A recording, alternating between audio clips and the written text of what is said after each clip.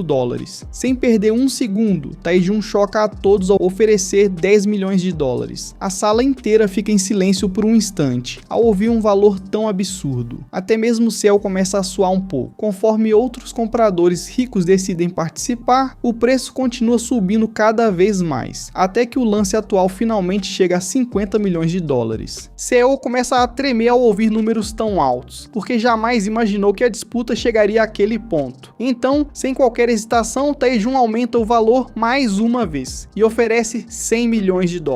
Após um breve momento de silêncio, nenhum dos outros participantes responde. Vendo que ninguém faz uma nova oferta, o leiloeiro se prepara para encerrar o leilão e vender a árvore da vida para Tae-jun por 100 milhões de dólares. Pouco antes do martelo bater, Seo faz um discreto sinal para Irene. Ela levanta calmamente a mão e oferece um novo lance de 150 milhões de dólares. A sala inteira fica sem palavras. Até Tae-jun é pego completamente de surpresa, pois ninguém esperava que uma compradora aparentemente comum aumentasse o preço de forma tão drástica. Recusando-se a desistir, Tae-jun eleva desesperadamente o lance para 160 milhões de dólares. O que se segue é uma intensa guerra de lances entre ele e Irene, enquanto o preço continua subindo cada vez mais. Por fim, Irene faz uma oferta inacreditável de 300 milhões de dólares. Quando Tae-jun está prestes a fazer outro lance, seu assistente rapidamente o impede. Ele explica que a mulher disputando contra ele é Irene, a filha mais nova da família Houghton. Quando o assunto é dinheiro, simplesmente não há como competir com ela. Tae-jun não se importa e está disposto a arriscar toda a sua fortuna apenas para conseguir a árvore da vida. Mesmo assim, seu assistente o segura à força, impedindo-o de fazer outra oferta e deixando Irene como vencedora do leilão. Depois que o leilão termina, um dos atendentes informa Irene de que começarão a preparar a árvore da vida para entregá-la a ela. Seo agradece sinceramente por Irene tê-lo ajudado a vencer o leilão, embora admita sentir um pouco de culpa pela enorme quantia que ela precisou gastar. Irene simplesmente responde que isso não a incomoda. Se comprar a árvore da vida pode resolver seu problema, então o dinheiro não tem importância alguma para ela. Em seguida, ela pergunta a Seo se ele encontrou alguma forma de remover seu terrível azar, talvez um talismã especial ou algum tipo de relíquia. Seo responde que a verdadeira solução é se livrar do estranho objeto que vem acompanhando Irene esse tempo todo. No fundo, Seo já sabe exatamente qual é esse objeto. Tudo o que Irene precisa fazer é se desfazer da relíquia da falência, e todo o seu azar desaparecerá junto com ela. Resolver esse problema também o beneficia, pois ele poderá tomar posse da relíquia para si. No fim das contas, é a situação perfeita, já que consegue matar 2 coelhos com uma cajadada só. Seo fica completamente chocado quando Irene diz que não existe nenhum objeto a seguindo. Pensando por um instante, ele faz uma pergunta diferente. Ele quer saber se alguma tatuagem estranha apareceu repentinamente em alguma parte de seu corpo. No momento em que vê a reação de Irene, Seo percebe que estava certo. Esse tipo de tatuagem é um sinal claro de uma relíquia vinculada. Seo imediatamente se lembra da tatuagem no braço de Yuka. Aquela marca era a prova do contrato que a tornava a dona do guia do futuro. Diferentemente das relíquias consumíveis, relíquias vinculadas só podem ser usadas pela pessoa a qual estão ligadas. Ninguém mais consegue utilizar seus poderes. Então, Irene mostra a Seo várias fotos da estranha tatuagem. No instante em que as vê, ele reconhece imediatamente do que se trata. Aquelas marcas pertencem a uma relíquia parasita, um tipo extremamente raro de relíquia, que infecta seu hospedeiro e se torna parte de seu corpo. Ao perceber isso, Seo entende que tirar essa relíquia de Irene não será nem de longe tão simples quanto imaginava. Em vez de forçar a situação, Seo diz a Irene que eles devem agir com calma e procurar outra solução. Ele entrega seu número de telefone e promete que não vai desaparecer nem abandoná-la no meio do caminho. Irene fica aliviada ao ouvir isso e aceita feliz. No entanto, no fundo, Seo tem um motivo completamente diferente para permanecer ao lado dela. Se não puder roubar o poder da relíquia para si, então a melhor alternativa é manter tanto a relíquia quanto sua dona o mais próximo possível. Deixando esse assunto de lado, um dos atendentes chega carregando a árvore da vida junto com todos os outros itens incluídos no lote vencedor. O atendente pergunta se Seo gostaria de ajuda para levar tudo até o lado de fora, mas ele recusa educadamente e afirma com confiança que já tem alguém para ajudá-lo. Seo chama Arai esperando que ele responda imediatamente. Porém, mesmo depois de chamá-lo várias vezes, ninguém responde. Naquele instante, Seo já entende exatamente o que está acontecendo. A cena então muda para Arai e seu grupo correndo pelas ruas carregando várias bolsas esportivas cheias do dinheiro de Seo. O plano deles é simples. Eles vão deixar a cidade antes que Seo perceba o que aconteceu, pois acreditam que ele jamais conseguirá encontrá-los depois disso. Bem quando acham que conseguiram escapar, um machado prateado surge voando diretamente em direção ao rosto de Arai. A lâmina passa apenas alguns centímetros dele, antes de se cravar no chão ao lado. Arai fica paralisado de choque, enquanto Seo sai calmamente das sombras, e exige saber como eles tiveram coragem de roubar seu dinheiro. Arai não consegue entender como Seo conseguiu encontrá-los tão rapidamente. Seo explica casualmente que foi o próprio machado de prata, que o guiou diretamente até a localização deles. Agora que finalmente os encontrou, ele promete fazer cada um deles pagar pela traição. Em seguida, Seo tira uma estranha pedra Pomes e ativa seu poder, poder. A relíquia invoca instantaneamente um gigantesco pilar de pedra atrás dele. Ele explica que se trata de uma antiga relíquia famosa por neutralizar os ataques dos inimigos, e que acabou de conquistá-la no leilão de hoje. Como acabou de obtê-la, esta é a oportunidade perfeita para testar seu verdadeiro poder. Segundo Cell, a relíquia não apenas reflete ataques, ela também consegue detectar as ações futuras de uma pessoa e puni-la antes mesmo que consiga executá-las. No instante em que ativa essa habilidade, Arai e todos os integrantes de seu grupo veem pesadas algemas surgirem firmemente presas em seus pulsos. Essas são as algemas da traição. Após alguns segundos, as algemas desaparecem misteriosamente, deixando Arai e os outros completamente confusos. Então, Seu explica que agora todos eles estão vinculados ao código de Hammurabi. Enquanto permanecerem leais, absolutamente nada acontecerá com eles. Porém, no exato momento em que sequer pensarem em traí-lo novamente, seus corpos serão imediatamente despedaçados. Ao ouvir isso, Arai e seus dois comparsas rapidamente pedem desculpas e prometem que isso nunca mais acontecerá. Em seguida, Seu os leva para sua casa e diz que o trabalho deles será colher os frutos da árvore da vida. Sem perder tempo, os três começam a trabalhar. No início, a relíquia reclama, mas depois de um tempo começa a gostar, porque as mãos deles são muito delicadas. Seu fica surpreso com isso e conclui que eles devem ter uma afinidade extremamente alta com a relíquia. Ele se lembra de que tentou criar um vínculo com a árvore da vida na noite anterior, mas fracassou completamente. Nesse momento, Seu recebe uma ligação de um número conhecido. É Taejun. Indo direto ao assunto, Taejun diz que quer conversar sobre a árvore da vida que agora está com Seu. No entanto, Seu o corta imediatamente, dizendo que não tem nada para discutir, antes de desligar. A ligação deixa Taejun um pouco irritado. Seu assistente então se aproxima e diz para ele não se preocupar. Ele afirma que se Taejun lhe der acesso às relíquias da empresa, conseguirá recuperar